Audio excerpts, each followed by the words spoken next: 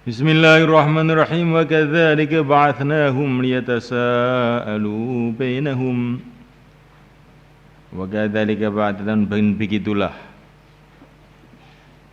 Ba'athnahum, aku telah membangunkan ashabul kahfi liyatasalu, agar mereka saling bertanya.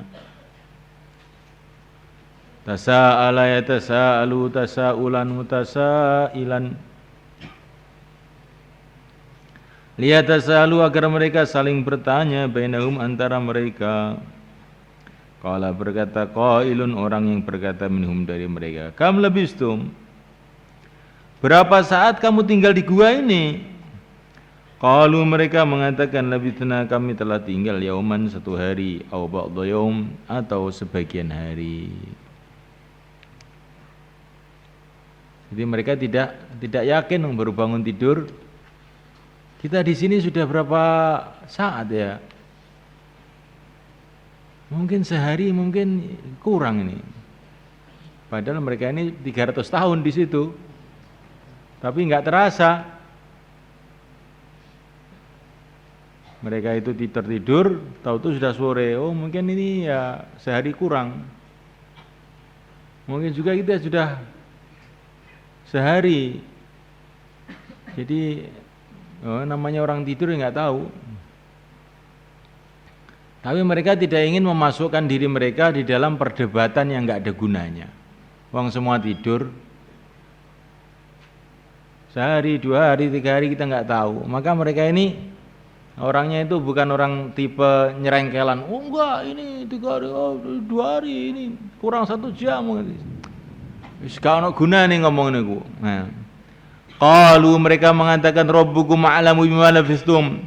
Rabbukum, Tuhan kamu, a'lamu, lebih tahu, bima labistum, dengan waktu labistum yang kamu tinggal di sini. Allah yang tahu sudah, itu enggak ada gunanya kita bertengkar urusan begini. Ini pelajaran buat kita juga. Jadi permasalahan itu kalau tidak penting untuk diketahui jumlahnya, itu nggak perlu dipertengkarkan jumlahnya. Tapi kalau perkara itu memang perlu diketahui jumlahnya, bilangannya secara pasti, harus kita usaha. Makanya kamu ke warung, tadi saya makan tempe berapa ya? 3, temannya bilang 5 gitu kok. 3? Sudah, serahkan sama Allah, bayar 3 aja. Oh, ini namanya ini nggak bener ini.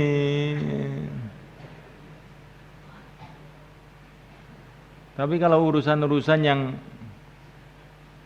tidak perlu diketahui secara pasti,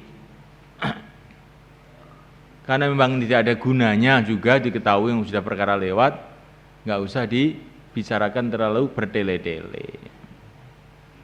Ini masuk sikap yang penting kita. Jangan bertengkar dalam urusan yang tidak ada gunanya dipertengkarkan itu. Kamu berapa tahun di pondok ini? 8 tahun. Alah, omong kosong, nipu kamu. 8 tahun kan namanya aja. Pulangnya berapa kamu? Kamu tiap Kamis pulang gitu kok. Kalau saya hitung kamu tuh mungkin cuma 3 tahun. Oh enggak, 8 tahun. Enggak ada gunanya. Yang penting kamu bisa baca kitab enggak? Hafal 1000 hadis belum? Mukhtasar Bukhari hafal enggak? Itu aja yang penting. Kok itu tasrifan belum hafal apa? Kamu bertengkar 8 tahun atau 3 tahun, tasrifan enggak hafal tahu-tahu.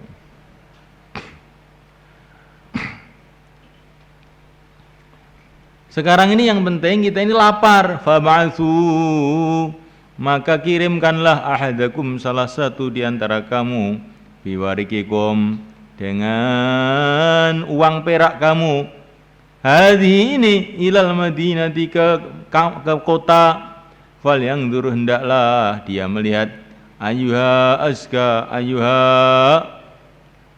manakah penduduk kota itu, azka ta'aman, yang lebih baik makanannya. Faliatikum, hendaklah dia datang kepada kamu, biriskin dengan bawa makanan minhu dari yang paling baik makanannya. Wal yatalattaf, hendaklah dia berhati-hati. Wala yusyiranna, dan jangan sekali-kali tahu, memberitahu bikum, dan janganlah dia memberitahu bikum dengan keberadaan kamu ahadan seorang pun.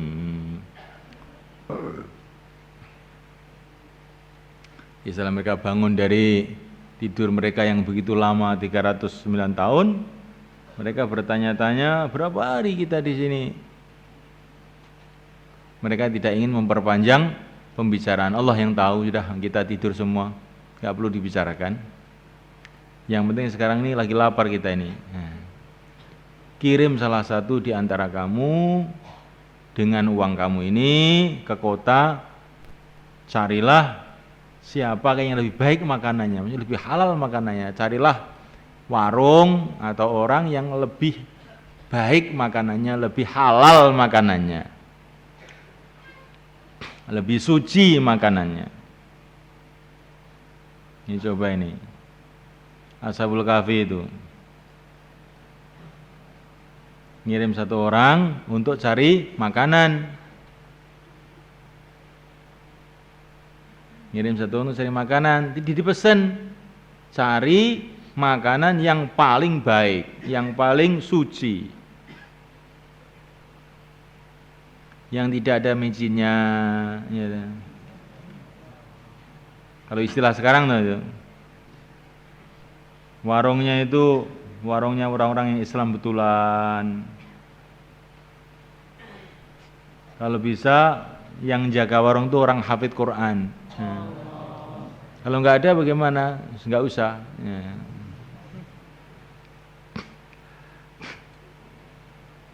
Nanti masuk ke perut kamu jadi nur. Jadi kalau warungnya itu warungnya orang-orang yang tidak berpegang pada agama, itu masuk perut kamu, terus kamu nggak bisa zikir. Kalau zikir ngantuk. Itu sebabnya. Hati-hati dengan makanan ini. Ini pesannya Ashabul Kahfi kepada tukang khidmat. Ayyuha aska, carilah penduduk kota itu yang paling suci makanannya. Maksudnya adalah yang paling halal.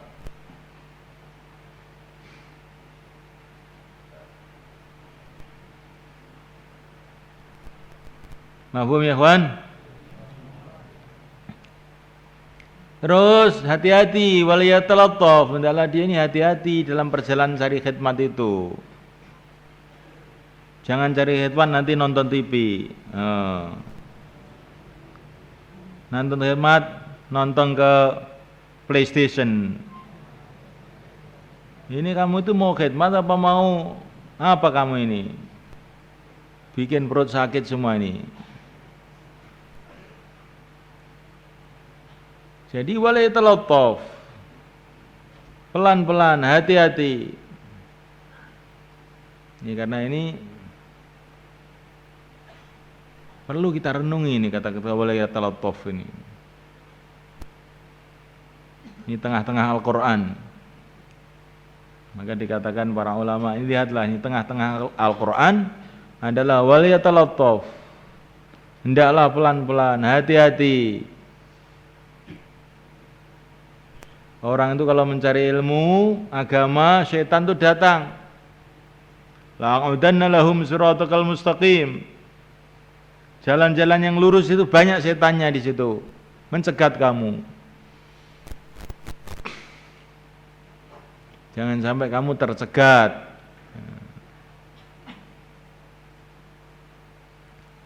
Karena orang itu kadang-kadang satu perkara yang kecil, keteledoran yang kecil, tahu-tahu jadi fatal. Sebagaimana diceritakan dalam satu hadis, seorang abid Bani Israel, kamu baca di Fadilah Shadaqah ini. Fadilah Shadaqahnya Maulana Zakaria, seorang abid, sudah ibadah 40 tahun, tahu-tahu capek, jalan-jalanlah cari udara segar. Tiba-tiba setelah jalan-jalan, ketemu pelacur di jalan, naudzubillah, akhirnya berbuat zina. Setelah berbuat zina, naudzubillah juga ini, tiba-tiba datang sakaratul maut. Sebelum dia mati, dia sedekah 1 potong roti. Ibadahnya 40 tahun ditimbang dengan zinanya itu masih berat zinanya.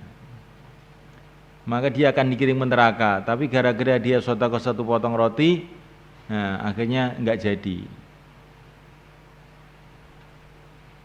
Jadi ibadahnya 40 tahun jadi 0-0 gara-gara cuma jalan-jalan itu aja. Untung mungkin ibadahnya ada yang diterima, akhirnya dia sedekah sehingga masih ada keselamatan untuk dia. Ini kamu renungi itu. Orang ngaji, ngapalkan Quran sampai setengah wali. Gara-gara jalan-jalan entah tahu apa begitu terus naudzubillah, enggak tahu apa yang terjadi. Maka kalau kamu itu tahu-tahu kadang-kadang timbul semangat jalan-jalan, mau lihat kota lah atau pulang sebentar nanti pamit pura-pura sakit apa-apa gitu. Nanti silaturahim. Nah. Bukan silaturahim namanya, silatus syaitan. Nah. Wala tattabi'u khutuwati syaitan. Jangan kamu ikuti langkah-langkah syaitan. Syaitan itu mau ngerusak orang tuh bertahap-tahap.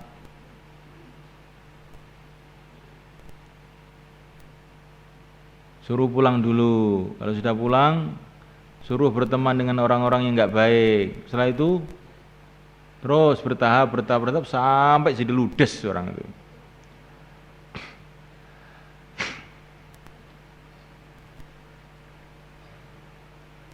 Suruh ke kota dulu. Saya sampai kota jalan-jalan ngalor ngidul sampai enggak karuan. Nah, maka wala tattabi'u khutuwati syaitan. Jangan kamu ikuti langkah-langkah syaitan. Innahu lakum aduwwun mubin. Musuh setan itu. Maka ini ada perampok mau ngerampok orang. Kalau dia ngerampok dengan bareng-bareng dengan temannya nggak bisa, maka pura-pura dia mendekati dia, kasih makan dia, diajak tempat yang sepi, dibunuh di situ. Nah, setan juga begitu, kamu dipisahkan dengan suasana-suasana baik, setelah itu kamu dihabisi dengan maksiat di situ. Maka di mana saja dijaga ini, wala tattabi'u khutuwati syaitan.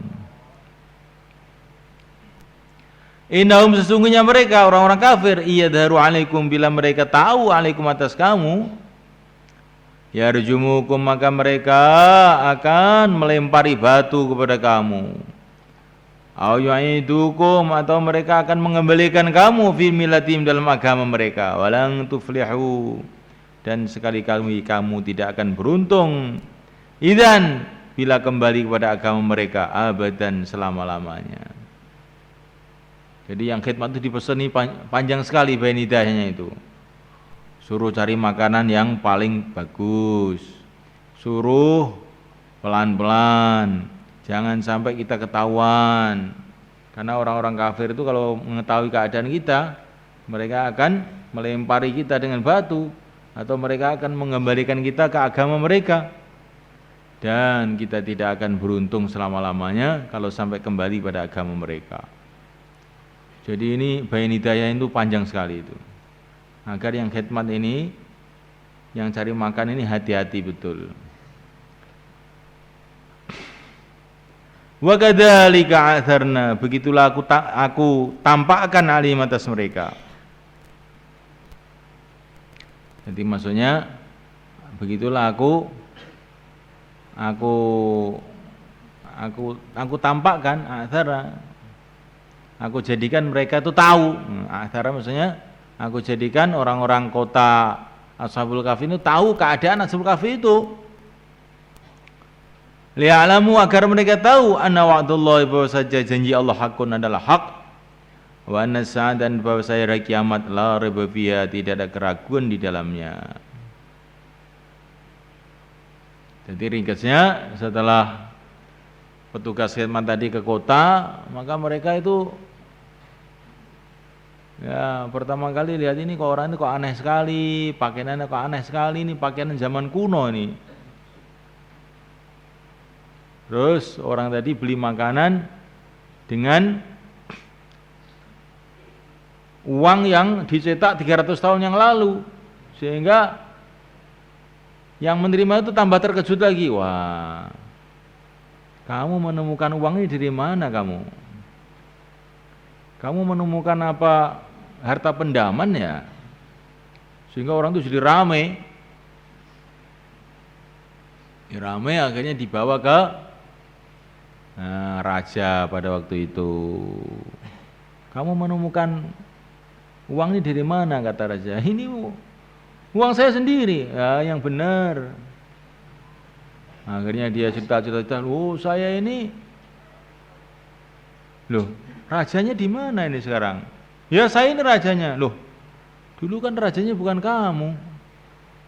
Ringkes-ringkesnya akhirnya orang-orang pada tahu bahwa ini adalah pemuda-pemuda yang hilang 300 tahun yang lalu. Ya teman-teman kamu kemana? Di gua sana. Akhirnya raja dengan pasukannya yang waktu itu sudah Islam datang ke gua Ashabul Kahfi. Akhirnya mereka yakin, Masya Allah, 300 tahun orang tidur bangun lagi. Berarti janji Allah orang mati akan hidup lagi juga benar. Tidak aneh bagi Allah SWT. Wa nasa'ata la raiba fiha. Nah, setelah mereka ketemu Ashabul Kahfi, wah mereka seneng gak karuan. Tiba-tiba Ashabul Kahfi itu, saya mau tidur lagi. Tidur terus mati ternyata itu. Jadi setelah diketahui oleh masyarakat, setelah itu mereka mati. Nah setelah mati, bagaimana? Idh yatanaza'una bainahum amrahum wa qala ibnu alaihim bunyana. Maka mereka pada musyawarah, itu orang-orang masyarakat di situ. Ini keadaan ajaib nih, Ashabul Kahfi ini orang-orang ajaib. Kita bangun satu bangunan di gua ini untuk monumen peringatan. Rabbuhum a'lamu bihim, siapa yang usul mau bikin bangunan itu Allah tahu. Enggak usah disebutin dari partai apa, dari golongan apa, enggak usah. Ya. Pokoknya ada yang usul begitu, sudah cukup. Qala alladhina ghalabu ala amrihim lanattakhidanna 'alaihim masjida. Orang-orang yang ghalabu ala amrihim, yang mereka menang atas urusan mereka, maksudnya yang berkuasa atas urusan mereka, ya penguasa di situlah, orang-orang Islam di situ. Mereka mengambil keputusan, kita bangun masjid di sini. Lanattakhidanna, sungguh pasti kami akan menjadikan alaihim atas mereka masjidan, masjid. Kita mau bangun masjid di sini. Nah, inilah sebagian ulama mengambil pelajaran bahwa membangun masjid di dekat kuburannya orang-orang soleh itu bagus, nggak apa-apa. Bukan seperti pemahaman orang Salafi, kalau masjid dekat kuburan nggak boleh katanya. Nah itu Masjid Nabawi itu dekat kuburan juga, mau kamu bongkar.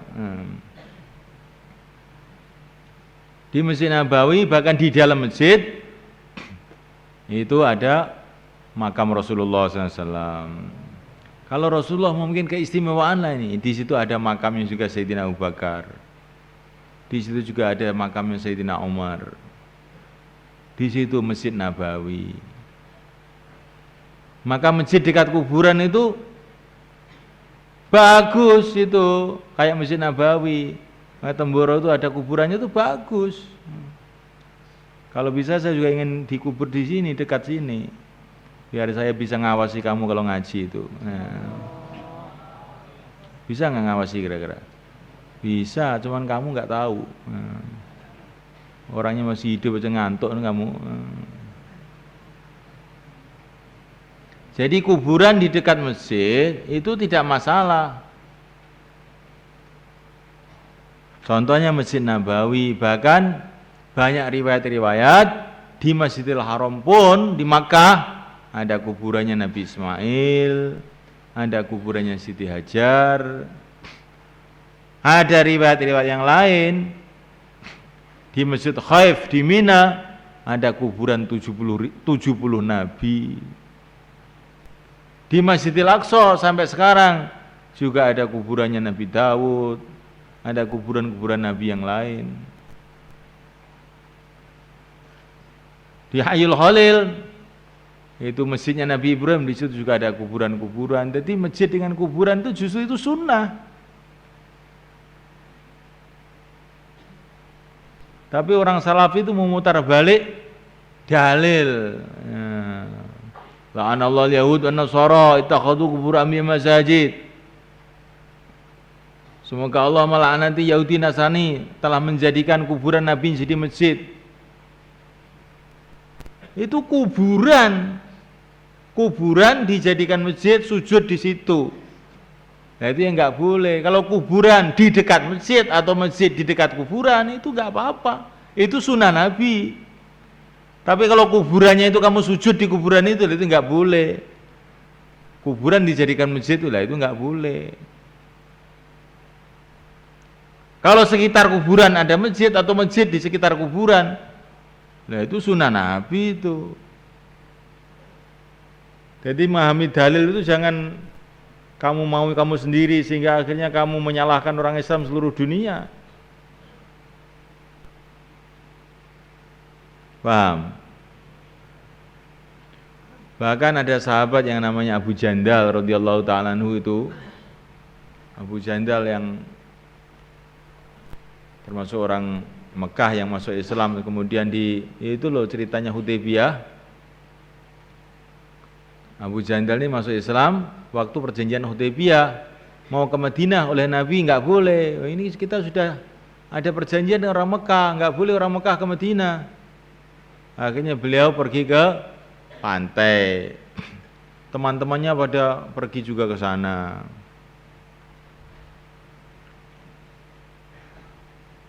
Abu Bashir.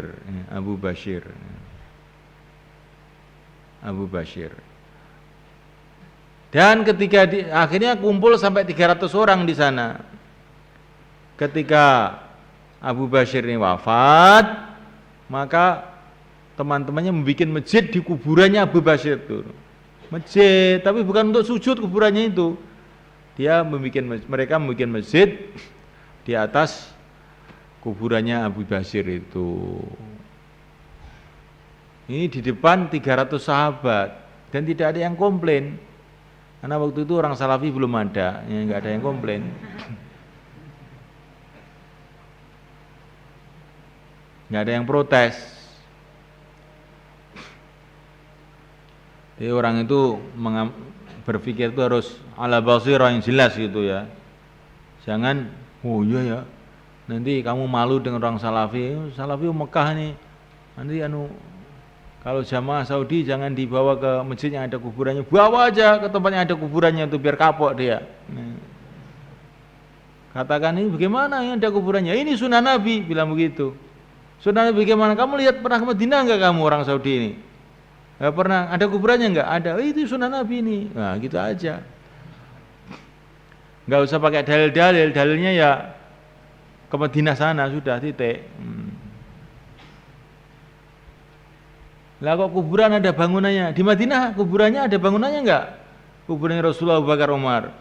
Ada, itu sunnah berarti. Sudah pokoknya yang di sana ada bangunannya, di sini ada bangunannya, enggak apa-apa. Nah, ini enggak boleh, bongkar dulu Madinah baru sini. Nah, itu. Itu aja, nanti kan bingung sendiri. Orang tidak berpikir akhirnya kayak begitu jadinya. Ini sebetulnya kalau orang Jawa nggak pernah ada masalah, tapi ini kadang-kadang orang-orang yang suka ngutak-ngutik, bikin permasalahan, itulah yang ini perlu diluruskan. Kamu tuh keliru. Kamu itu keliru. Dan kamu harus tahu, kuburan Rasulullah SAW, Abu Bakar, Umar dimasukkan di masjid itu ketika para sahabat masih ada. Sahabat-sahabat yang muda masih ada. Orang tabi'in semua ada. Tokoh-tokoh tabi'in tidak ada yang protes. Ridho semua, kuburannya dimasukkan masjid. Asalnya nempel. Di kuburan Rasulullah itu, makam Rasulullah itu nempel di masjid sebelah kiri masjid. Karena tembok rumah Rasulullah itu, temboknya rumahnya Siti Aisyah radhiyallahu anha, itu ya tembok masjid itu. Langsung ada pintunya, langsung masuk masjid. Begitu situ namanya, dari sini mimbarnya, ma baina baiti wa mimbari raudhatun min riyadil jannah. Antara rumahku dengan mimbarku adalah perkebunan surga. Jadi rumahnya Rasul itu nempel di masjid itu. Setelah perluasan masjid, rumah itu dimasukkan di masjid. Sahabat masih ada, nggak ada yang protes. Yang memasukkan adalah Sayyidina Umar Ibn Abdul Aziz radhiyallahu ta'ala anhu. Ini sedikit fakta sejarah. Ini apa? Lanattakhidanna alaihim masjidah.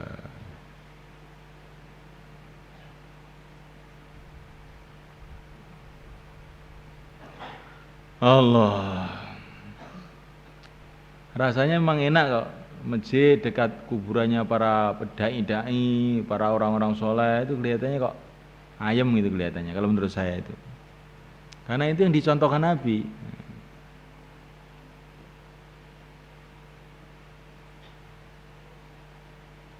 Dan itu sudah dijalankan oleh umat Islam dari kurun ke kurun, mulai zaman sahabat sampai sekarang.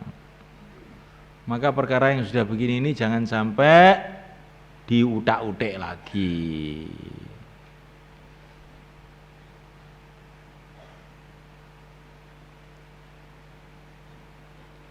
Tapi jangan pula terus ziarah ke kuburannya para wali-wali nggak pakai tertib yang benar.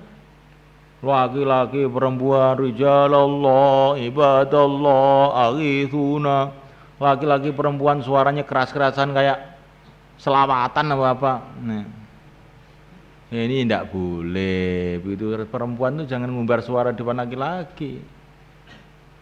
Duduknya campur lagi. Kemarin saya baru ziarah di Lamongan itu, di kuburannya Syekh Ibrahim Samarkandi, ayahnya Sunan Ampel. Ya bagus orang ziarah kubur, tapi caranya itu kadang-kadang tuh hati itu sumpek gitu melihat itu. Nah, laki-laki perempuan duduk sama-sama, suaranya banter-banteran pakai mic lagi. Kalau saya takmir masjidnya saya larang itu. Maka saya ziarah sebentar aja pergi sudah. Baca Fatihah di temboro aja udah gitu aja. Diziarah dengan cara yang benar. Sebagaimana yang ditulis oleh para ulama di kitab-kitab itu.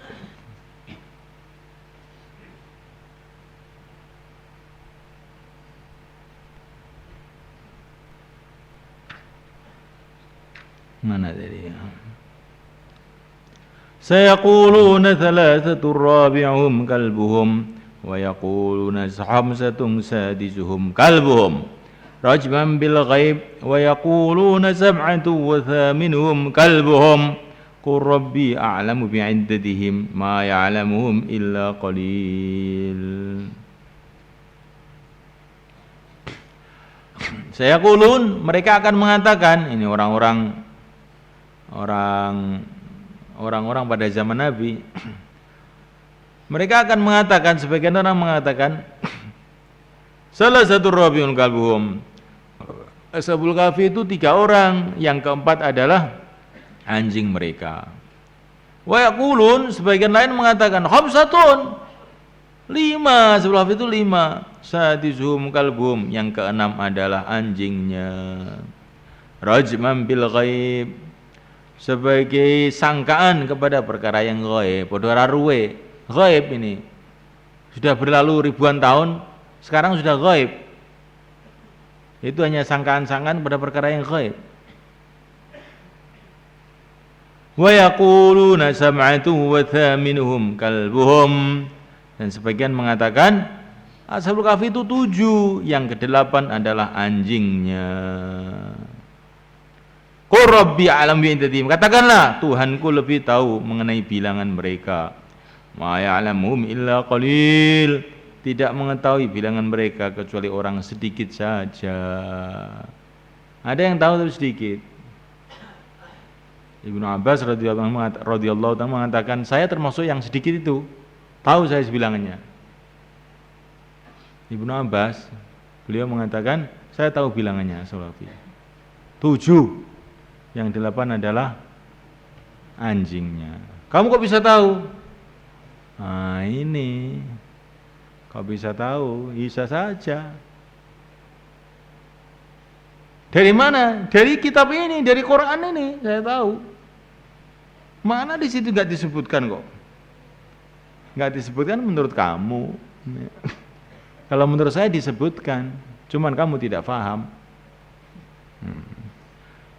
Karena ini saya quluna salasatu rabi'uhum kalbuhum.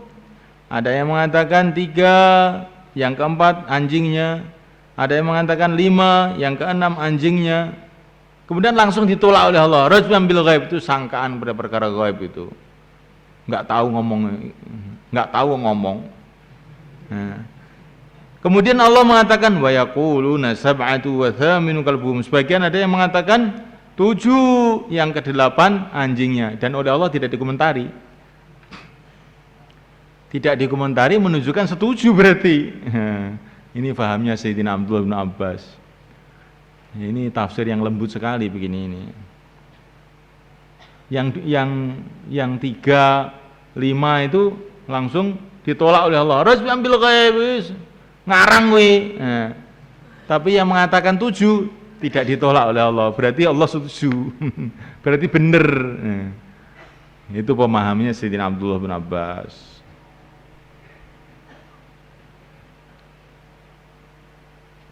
Akhirnya oleh para ulama diteliti, nggak tahu riwayat dari mana, sampai nama-nama pun diketahui. Itu amirnya namanya Maksalmina. Anjingnya namanya Qitmir. Kalau ditulis taruh di rumah, aman rumah itu, katanya para ulama. Tapi ini tidak ada hadisnya. Tapi mereka ini mengambil pelajaran tuh, orang-orang barokah itu namanya juga akan barokah itu. Nama-namanya ditulis.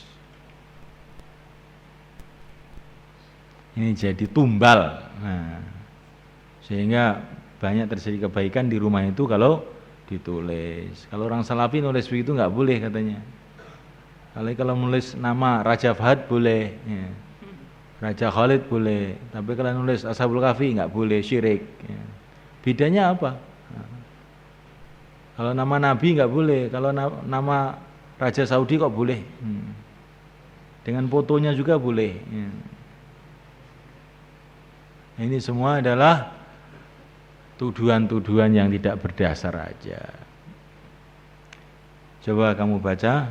Nanti kalau Bang Rangga ada pikir lagi, akan saya.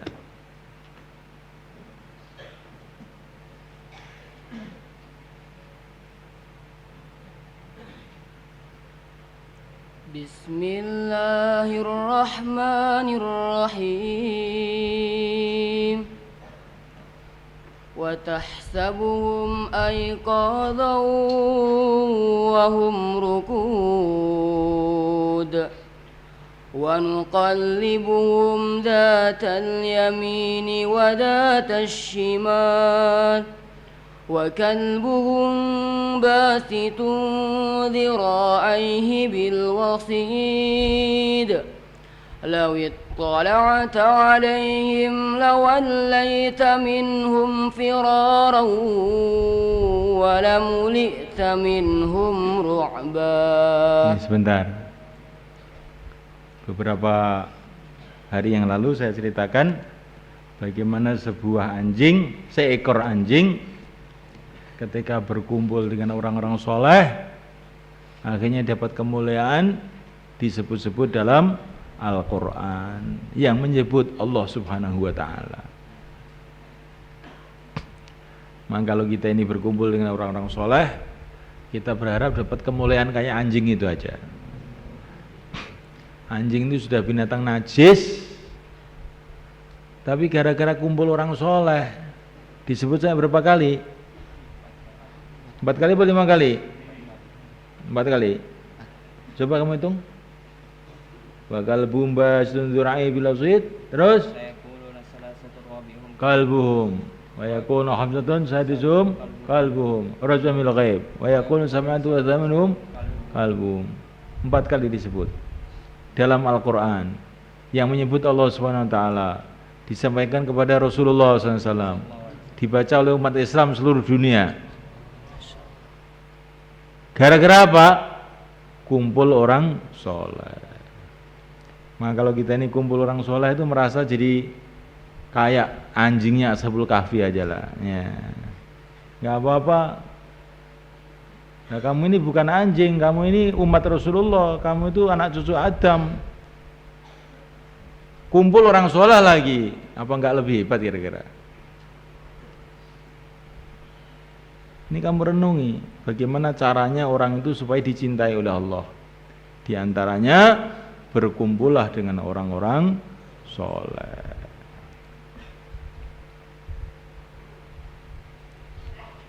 Kalau orang berkumpul dengan orang celaka, bagaimana dia tidak celaka? Kalau dia berkumpul dengan orang-orang selamat, bagaimana tidak selamat? Ini kata para ulama gitu. Jadi luar biasa kalau kumpul orang soleh kemudian tidak jadi baik itu ya, itu barang langka. Begitu juga kalau kumpul orang jahat, nggak jadi jahat juga barang langka. Maka kumpul sama orang-orang soleh.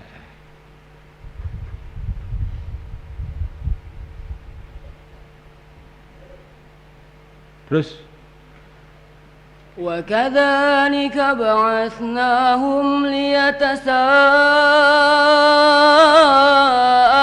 بينهم قال قائل منهم كم لبثتم قالوا لبثنا يوما أو بعض يوم قالوا ربكم أعلم بما لبثتم فابعثوا أحدكم بورقكم هذه إلى المدينة فلينظر أيها أزكى طعاما فليأتكم برزق منه وليتلطف ولا يشعرن بكم أحدا إنهم إن يظهروا عليكم يرجموكم أو يعيدوكم في ملتهم ولن تفلحوا إذا أبدا وكذلك أعثرنا عليهم ليعلموا أن وعد الله حق وأن الساعة لا ريب فيها إذ يتنازعون بينهم أمرهم فقالوا ابنوا عليهم بنيانا ربهم أعلم بهم قال الذين غلبوا على أمرهم لنتخذن عليهم مسجدا سيقولون ثلاثة رابعهم كلبهم ويقولون غمسة سادسهم كلبهم رجما بالغيب ويقولون سبعة وثامنهم كلبهم قل ربي أعلم بعدتهم ما يعلمهم إلا قليل فلا تمار فيهم إلا مراء ظاهرا ولا تستفت فيهم منهم أحدا. Jadi sampai di sini ini itu amalan-amalan pemuda-pemuda istimewa ini, pemuda-pemuda yang dapat hidayah dan tambahan hidayah. Fityatun amanu bi rabbihim wazidnahum huda. Itu beberapa amalan yang bisa saya pahami. Pertama kali meninggalkan suasana buruk dengan teman-temannya berombongan kepada suasana yang mereka bisa amal agama dengan baik. Ini yang pertama kali. Kedua kali dakwah. Bagaimana ayatnya? Bah, dakwahnya bagaimana itu? Ya ulaikum natakhudu min dunia itu, min dunia dia. La la ya'tun anim bisultanin bayyin. Itu dakwahnya Ashabul Kahfi.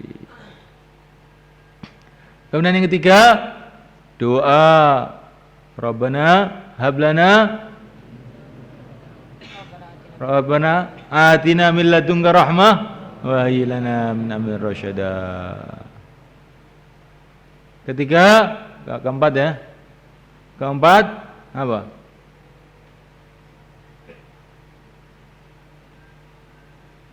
Khidmat. Dan petugas khidmatnya dikasih bayan hidayah, suruh cari makanan yang paling baik dan hati-hati dalam perjalanan. Kelima, jangan bertengkar mengenai perkara-perkara yang tidak perlu. Rabbukum a'lamu bima labistum.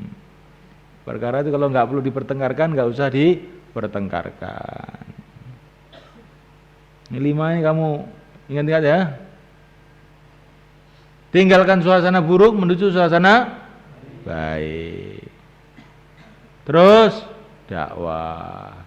Terus doa. Terus khidmat.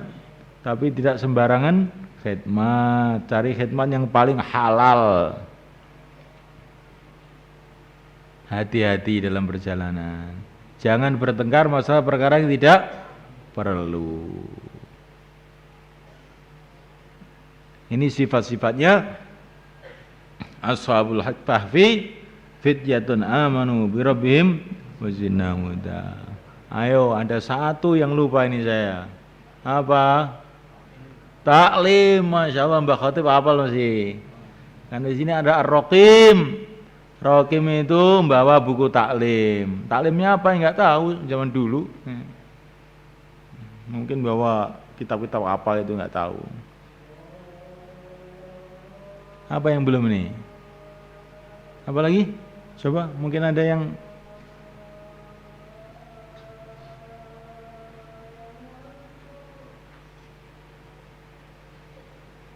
enggak ada. Tidur. Nah, tidur itu bukan amalan mereka, mereka ditidurkan oleh Allah. Wa darabna ala adanihim. Bukan amalan mereka. Kalau ini tadi yang saya ceritakan amalan mereka. Itu amalannya tidur 309 tahun, saya mau tidur 309 tahun. Oh, jangan. Nanti kalau kamu tidur begitu mati kamu. Ya. Tidur itu bukan amalan mereka. Allah tidurkan mereka sebagai karomah Allah kepada mereka. Bangun tidur tahu-tahu kampungnya sudah masuk Islam. Apa yang belum saya ceritakan? Cukup ya? Itu diambil pelajaran, direnungi. Kamu ini Ashabul Kahfi zaman sekarang, insyaallah. Pondok kita ini apa itu? Pondok Al-Kahfi. Ya. Maka di gambarnya itu ada gua di situ. Kamu ingat, kalau keluar harus wal yatalattaf.